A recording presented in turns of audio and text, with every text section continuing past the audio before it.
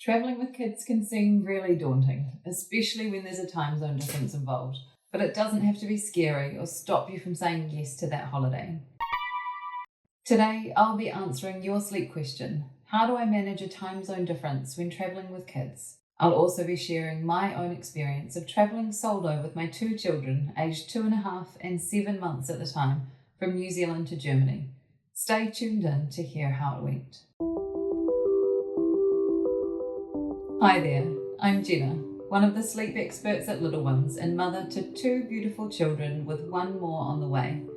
We are certified baby sleep specialists and have helped over 200,000 families just like yours overcome their baby's sleep challenges. If it's your first time here, subscribe now and click the bell button to get notified as soon as we publish a new video. Also, make sure to check out the description below where you'll find more information and resources about travelling with kids. We also love to hear from you. In the comments below, please share with us your own personal travel experiences with your little ones, good or bad, so that we can all learn from each other.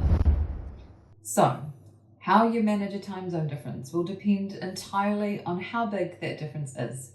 If it's only 1 to 2 hours difference and you're only away for a short time, you might prefer to stick to their normal routine. So a 7 to 7 day might become a 5 to 5 or a 9 to 9 in the local time. Enjoy early morning beach walks or dinners out as a family that you might not typically do with your children on a normal day at home. If it's a bigger time difference though, that requires a bit more preparation. So, how do you adjust to a new time zone?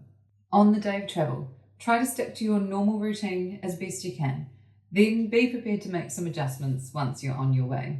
It's hard to predict when or how long your little one will sleep for, particularly with air travel. There's a lot going on around them. To give your little one the best chance to sleep well, take some of their normal sleep associations with you. Think portable white noise, swaddle, sleeping bag, cuddly, comforter, and an eye mask for older children. If you've managed to book the bassinet, I highly recommend the Cozy Go aeroplane bassinet cover to create that blackout canopy above the bassinet. We'll pop a link for this in the comments below. While you're travelling, start to think about what the local time will be when you land.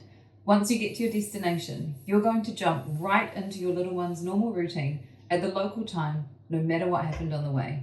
For younger babies, remember you can use power naps to help you bridge the gap until their next nap or bedtime if they're really tired and just struggling to make it through their awake time. For older babies, still give them a chance to self-settle, but it's okay to settle them all the way to sleep to help keep things on track, especially if they're overtired and just needing that extra comfort and reassurance. Your little one might take up to a week to adjust. Simply be prepared for difficulty settling, short naps, overnight wakes, or early morning waking during this time. The more consistent you are with their routine, the quicker they'll adjust. And remember, your troubleshooting section in the app has all the tips you need to correct your day when things have gone wrong. Now, that's not meant to scare you, simply prepare you. The great news is little ones that are already in a well-established sleep routine tend to adapt fairly quickly. When my son was 9 months old, we travelled to Bali for a 2-week family holiday. It's a 5-hour time difference for us.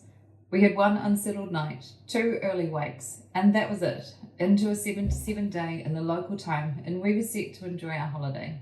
Whenever I'm going into our first overnight in a new time zone, I always lower my expectations.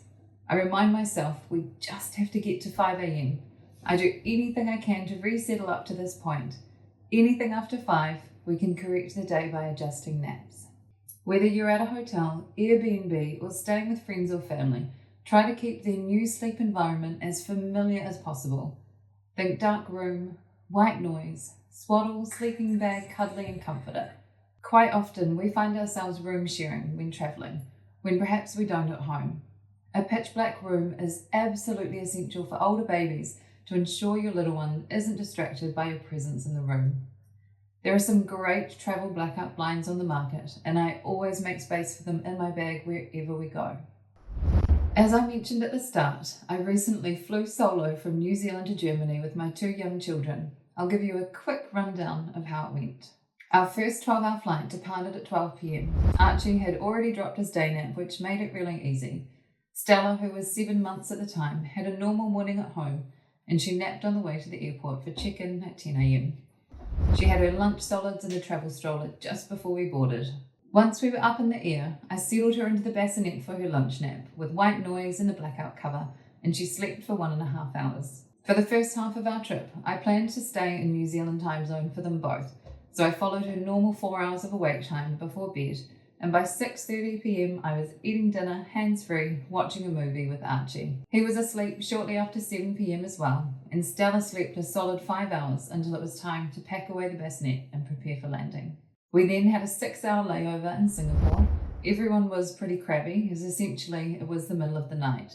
So in the airport hotel, I settled everyone back into bed to get some proper rest myself, and both kids got about 4 or 5 hours more sleep. On to our second flight. At this point, I started to mentally put us into our new time zone. We had a 12-hour flight ahead of us and arrived at 6 a.m. local time, so I needed to start treating this flight like their overnight, even though they'd already had about 8 hours of sleep already. Because it was broken sleep, both were still tired enough to sleep some more. For Stella, I started following a 2.5-hour awake time, and then I would put her down and let her sleep. Sometimes it was 45 minutes, sometimes I could resettle her to 2 hours. This leg of our travels was brutal.